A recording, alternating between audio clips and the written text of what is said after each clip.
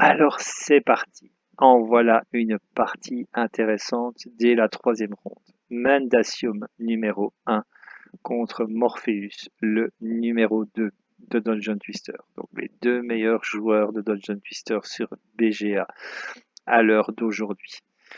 Alors on va vite jeter un petit coup d'œil rapide. Au niveau des forces de frappe, on a un troll. On a un troll qui est le personnage le plus puissant au niveau force, puis on a deux combattants derrière, trois combattants derrière, hein, la maître d'armes, le guerrier, le paladin, quelques personnages à deux, et le personnage le plus faible, c'est le magicien, entre guillemets, en force de frappe, une épée qui peut parfois faire la différence certainement, potion de vitesse et bâton de boule de feu en objet. Donc, on va voir un petit peu comment les choses vont évoluer, comment les choses vont se placer. Alors, oui, on a deux personnages anti-fontaine et nous n'avons pas de clair. Donc, j'espère que nous aurons des fontaines pour aller voir ce qui va se passer. Alors, euh, encore une fois, donc les objets maudits sont joués en troisième ligne et Mandacium prend le pli de jouer son troll chez son adversaire. Donc, dans le but d'essayer de récupérer, je suppose, une potion de vitesse. Une potion de vitesse ou un bâton de boule de feu. Et il place son magicien donc dans le jeu. On place le magicien dans le jeu directement et on va voir ce qui va se passer. Alors, c'est lui qui va ouvrir le jeu. Donc, il pourrait ne pas aller révéler son troll. Donc, il a le paladin qui se place. Forcément, le boulet se met sur le mécanisme de rotation. Hein, il n'y a pas photo. La maître d'armes directement. Maître d'armes d'entrée de jeu en position, on peut ouvrir. Elle pourrait éventuellement avoir la malchance de se retrouver face à un gros troll qui lui mettrait une gifle d'entrée de jeu. Mais bon, non, puisque notre ami Morpheus a lui aussi décidé de jouer sur la partie basse du tableau, puisque je le rappelle, le terrain est inversé hein, pour lui. Donc, magicien, donc il a à peu près la même disposition. Il a à peu près la même disposition, la même réglette, le magicien en plein milieu. Par contre, le magicien est mal mis pour pouvoir aller révéler une salle. Donc, avantage Mendacium sur le placement. Alors, Mendacium a bien senti le coup. Hein. On va révéler la salle. On va placer le bâton de boule de feu à portée pour le magicien qui peut se mettre à côté de la fontaine directement, à côté de la fontaine avec son bâton de boule de feu. Le troll peut révéler la salle où il y a la potion de vitesse. Non, il ne le fera pas. Non, c'est Morpheus a joué 4 actions. Donc, Morpheus va déplacer son magicien et faire la même chose, c'est-à-dire qu'il va tenter d'aller récupérer le bâton de boule de feu. Et il pourra... Ah oui, donc je ne sais pas pourquoi, mais certainement, hein, c'est un choix. Pourquoi ne pas mettre le bâton de boule de feu là où se trouve la corde et twister la salle pour donner le bâton de boule de feu directement? Donc il n'a peut-être pas le nombre d'actions. 1, 2, 3, 4, ouais. Hein, peut-être pas le nombre d'actions nécessaires pour pouvoir se battre tout de suite. Mais bon. Et, et oui, donc il twiste la salle pour quelque part protéger son magicien. Il twiste la salle 2 fois. Donc il va essayer d'aller chercher la boule de feu en faisant autre chose. Alors Mendacium va jouer 5 actions et 5 actions de Mendacium, ça peut vite faire mal.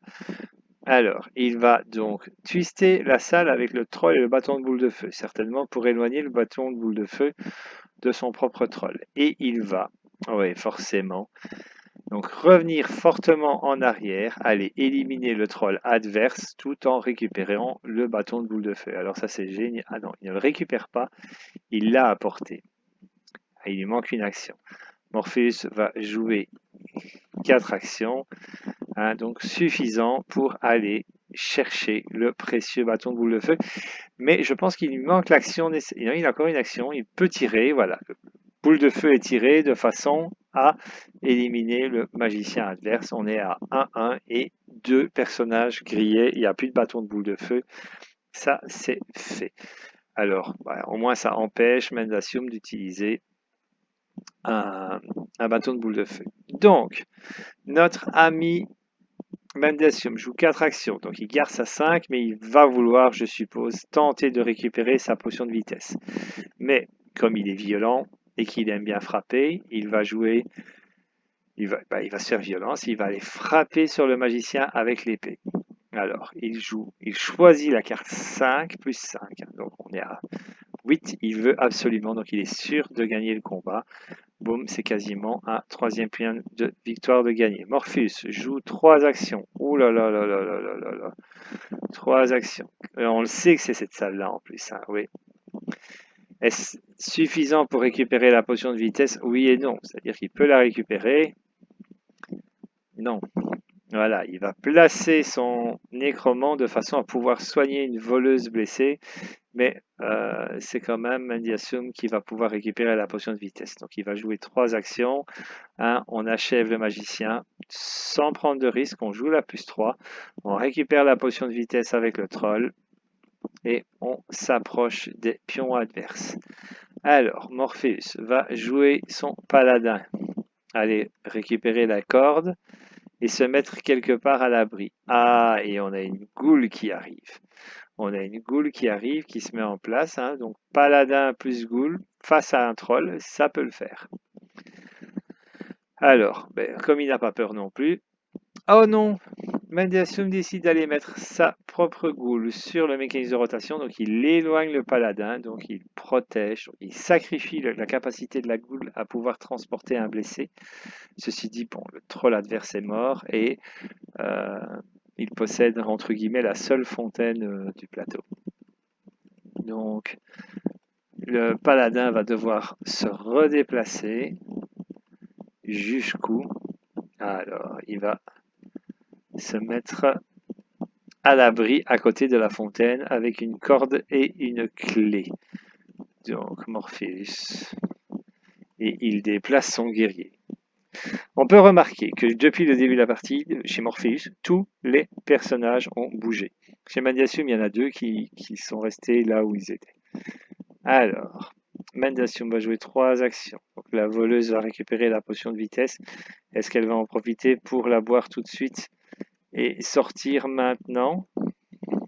Oh non, il a 2 potions de vitesse. Et le nécromancien s'avance. Donc Mendiasum a 2 potions de vitesse, ce qui est très très très joli. Et là, on a une tortue qui se dessine tout doucement. Alors, notre ami Mendiasum avance avec son paladin et son nécromancien. Ça sent le paladin zombie, ça. Ça sent le paladin zombie à côté de la fontaine. Alors, la potion de vitesse boit la potion de vitesse. La voleuse boit la potion de vitesse et je suppose va se diriger vers la sortie, offrant un 3e point de victoire à son propriétaire. Voilà, nous sommes à 3-1. Alors, de son côté, Morpheus décide de bouger son paladin. Il n'a pas envie de le voir se transformer en zombie. Hein, donc, que va-t-il faire? Il va se cacher derrière une fosse. Mendiasum va jouer 3 actions. Il prend à son tour possession de la fontaine. Hein, et donc il a son nécromancien, son paladin. Bon, il y a toujours la goule adverse hein, qui est une épine dans le pied, qui peut enlever le paladin de la fontaine. Mais c'est chaud. Alors Morpheus joue 3 actions. Donc le guerrier se déplace. La goule se déplace également. Hein, et on remarque quand même hein, les personnages qui se mettent dans des positions diagonales hein, de façon à forcer les combats groupés en cas de grosse baston. Hein. Donc Mendiasum va jouer 5 actions, non 4 actions. Donc il va boire la potion de vitesse avec le troll. Donc je suppose que son troll va se diriger lentement vers la sortie pour marquer un 4e point. Donc oui, ça veut dire qu'il envisage certainement de sortir un de ces 3 personnages-ci bientôt. Et le guerrier qui n'avait pas encore bougé de la partie vient de faire ses premiers pas sur le terrain. Alors, Morpheus va jouer sa voleuse, son guerrier, donc toujours avec des diagonales, et le paladin qui va venir se rapprocher du paladin. Non, il va se cacher à l'abri, il va se mettre à l'abri. Et il va récupérer une épée. Pourquoi? Parce qu'on sentait bien le guerrier orange vouloir venir trop près du mécanisme de rotation. Donc le paladin se prépare.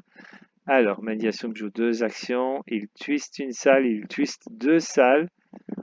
Ça sent le plan, hein, ça sent le plan. Oui, le paladin sortirait en 1, 2, 3, en 5 actions s'il recycle. Alors, que va nous faire?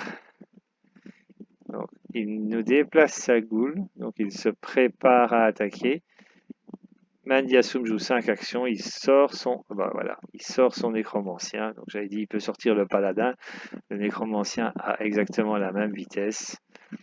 Donc nous avons un point marqué en grillant le troll avec le magicien, un point en tuant le magicien avec la voleuse, un point en sortant le troll, un point en sortant le nécromancien, et il doit avoir sorti encore un personnage, il me semble.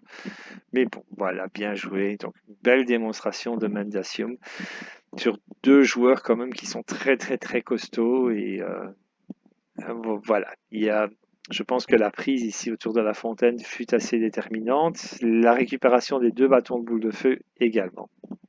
Eh bien, je vous dis à très bientôt.